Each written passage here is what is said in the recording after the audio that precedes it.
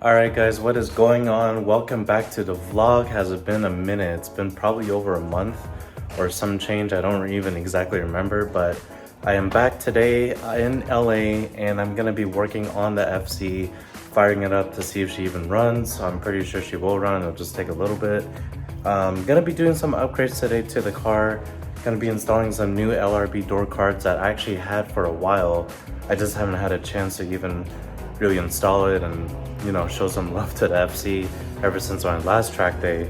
But I'm gonna be installing some door cards if I have some time during my trip, because I'm only here for like probably 4 days. I'm gonna be installing Street Faction seat rails, which basically will make the seat sit a little bit lower than like the Sparker ones that I have on there right now.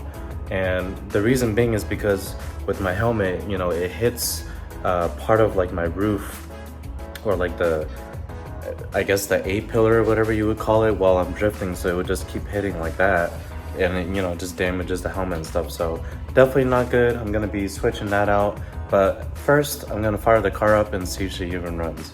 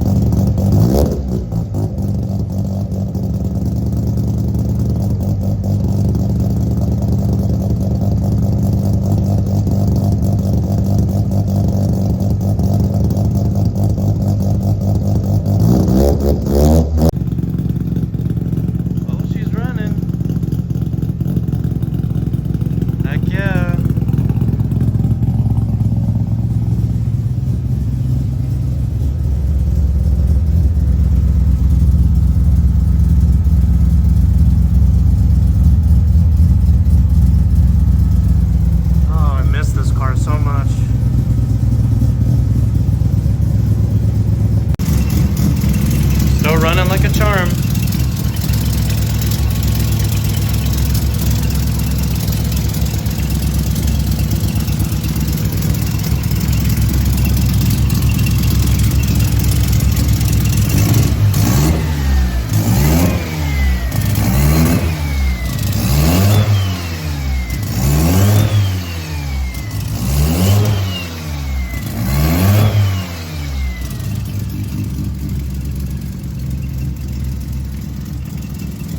Alright guys, quick updates. So I totally had forgot that LRB, well actually I purchased the radiator panel by LRB, not just the door cards. So I will be getting the door cards here in a second, but I just installed the radiator panel. Super nice. They even come with instructions, which you really don't need. It's super straightforward to install. They give you hardware, literally labeled radiator panel. But anyways, just installed it. For some reason I couldn't get this hardware into this hole for the chassis. I think there's something up with it on the threads on the chassis, but not a big deal. I have one up top here and then two on the bottom here. So this is the version obviously without the radiator bottle, the coolant bottle, so it makes it much easier to install. As far as like the latch goes, I don't have one, so putting this down here really shouldn't be an issue because it's not really gonna jab into anything. But yeah, it's super easy to install. Can't wait to install the rest of the door cards. Alrighty, I just got the passenger side LRB door card installed. Looks incredibly good. So long overdue for it, instead of the garbage plastic looking thing you see over there. And to think I've had that for like the longest time, but now looking much cleaner with the door card on. So really simple installation. Also again, they give you like a guide, which you don't really need. I could literally tell you in like 10 seconds. But you throw the door card on, there's a slit here that you slip in first. So make sure that's inside like the window trim. And you just put these hardware on, don't tighten all the way. screw this last, and then tighten everything all together and you're good. And that's really the whole installation. So I'm gonna go ahead and finish up the driver's side, and if I have time, I'm gonna go ahead and actually install the catch can that I completely forgot I left here last time. So the catch can I have is like half the size of this currently in the car right now. So I'm probably gonna swap it out and put this instead. And then the AFR sensor gauge, that is actually very crucial. I don't know why I don't have that installed yet, but just depending on time and what I have for today, I'm gonna do as much as I can here and get it all buttoned up for the next drift event. And just like that, the other side is done. Same process like I mentioned with the hardware. Might angle this a little bit on the passenger side. But yeah guys, she's looking good. The little details that matter. Alright guys, another quick update. So if you guys remember, I had the small little catch can that was chilling here. Basically tossed that away because it was way too small for how much power this car was making. Went ahead and got a much bigger catch can that actually I've had it for a while and just never had a chance to install it, but now it's much better. It's chilling there.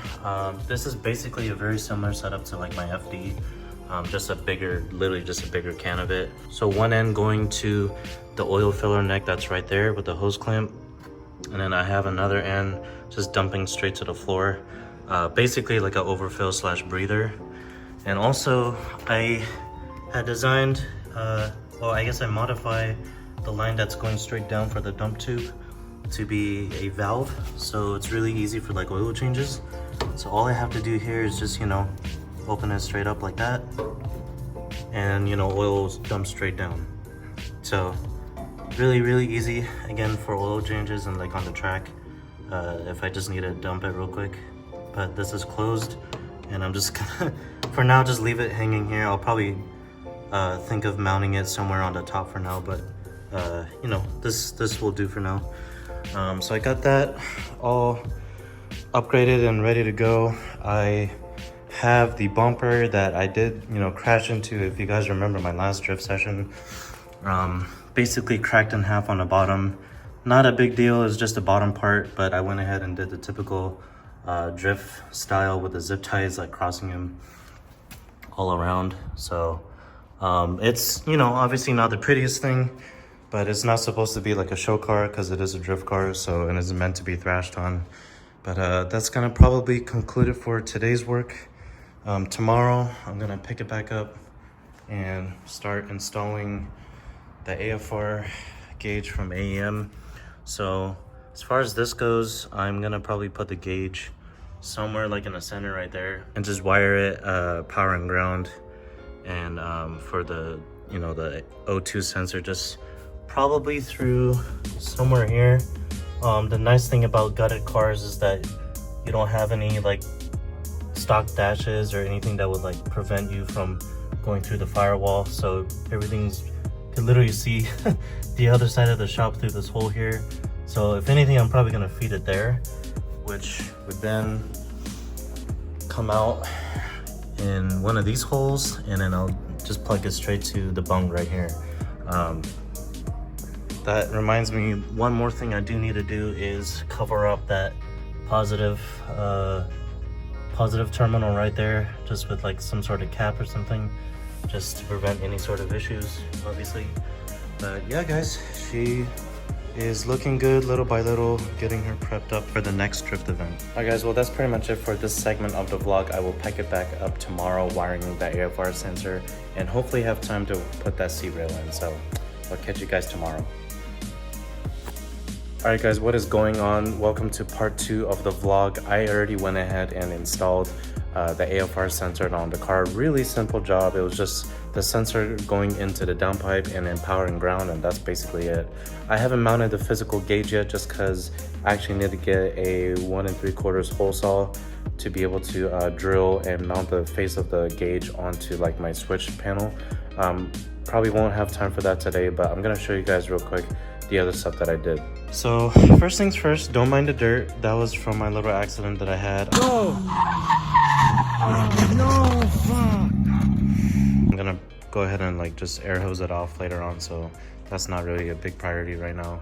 But I went ahead and, like I mentioned, put the sensor in there for the AFR, fed it through the firewall that is right there, through that hole, and then coming to the cabin, and I wired the gauge itself so you guys could see right there. Get this door open. Don't mind, I don't have a door handle. But yeah, super easy. Just power and ground. I had to extend the power cable all the way. I could have wired it to that source right there for 12 volts, but I didn't have a ring terminal big enough, and I figured just why not just run it all the way to the battery, which is right there. Not the cleanest thing, but you know, it works for now, just so I can have some sort of sensor that works for AFR. But this is the gauge, and the other end of this, so there's two harnesses obviously. One is for basically for power and ground, and the other one is the harness that goes to the sensor that goes to the downpipe. So super easy. You don't really need all the other like cables wired up, which is, I believe, like the brown and white and all that. You really just need red and black, which is power and ground. That's like literally all you need this thing for. But my idea was I wanted to mount it somewhere here and obviously have the wires coming from the back, but I don't have the proper size hole saw today, so I'm gonna skip that for next time. But either on the right side or the left side of the panel, I'm just gonna drill like a 1 3/4 hole and shove this gauge through and then just mount it right there. And I think that'll look good. It'll make this setup of the switch panel more complete, and I just feel like it belongs there.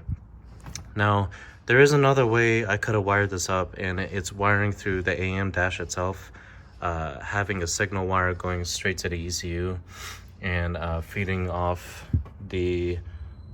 one of these wires going into there, which it's a little bit more work doing that. I mean, I totally could have done that, but I figured I already have the gauge face itself. It doesn't look good. I mean, it doesn't look bad. I could just, you know, clean it up a bit and just mount it there, and I personally don't mind that look at all. So that's where I'm gonna leave the AFR gauge project for now until I get the proper hole saw mounted there. But like I said, I already got the door cards installed. They look really, really good, and I don't know if I have enough time today to mount the seat rails, which are at least the side one. Maybe I might be able to do the driver's side, but that one is running the Sparco side mounts, as you guys could see. So I'm gonna look in the box that Street Faction sent me, and probably if I have time today, go ahead and install that. But it's all in here. It won't be too big of a project. One other major thing, and thank you to DK for helping me out on this, but long time ago when I had this car just fired up, I remember it because it was like sitting in this bay. But the intercooler piping was purely jimmy rigged, and it was basically backyard boogied to just cobble everything together with like a bunch of, you know, couplers and hose clamps and all that. But it didn't look good. It was really, really terrible looking, and it really bothered me. It bothered DK. So he was able to help me out today in combining 2 or 3 of the pipes and welding them together. So you could see here, that's the weld that he did, and it just looks much better. It's much cleaner, like less of these things and more of just the pipe itself. So yeah, that's where we're standing here with this. You know, it works. It's much better than it was before. He also went ahead and helped me on this side too. He was gonna weld me a pipe for the intake, but this is kind of in the way, and I personally don't mind the mesh look. Yeah, it's probably better to have, you know, a hose coming out or some sort of like pipe coming out with a filter on the other end. But you know, just so you don't get stuff in the fan blades, but hence that's why that mesh guard is right there. And you know, it works for now, but you know, God forbid if I ever hit something again, go off-roading again, something gets in a turbo, then yeah, it's all messed up. But you know, for now this works. I'm content with the setup. Just need to clean it up a bit. Got the bumper basically back on its feet again, so I just need to, I guess, test fit it later in the future when I come back again to work on the car. But yeah guys, that is pretty much it on all the track prep or drift prep that I need to do for the next time to go back out there again. Alright guys, well that's pretty much it for this vlog. Sorry for a short second part of this vlog, but that's pretty much all I can think of that I could do right now to just get this car back on its feet 100% for the next drift event.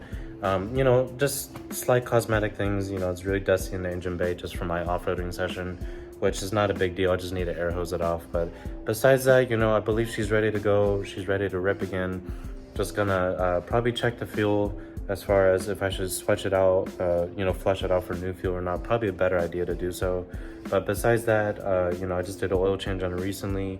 I have spare plugs, you know, extra tires. So I believe I'm ready to go for the next event. But yeah guys, that's pretty much it. I'm pretty stoked for the next time I go back out there. I'm debating whether horse thief mile this time or balcony again, just to get more seat time at a skid pad.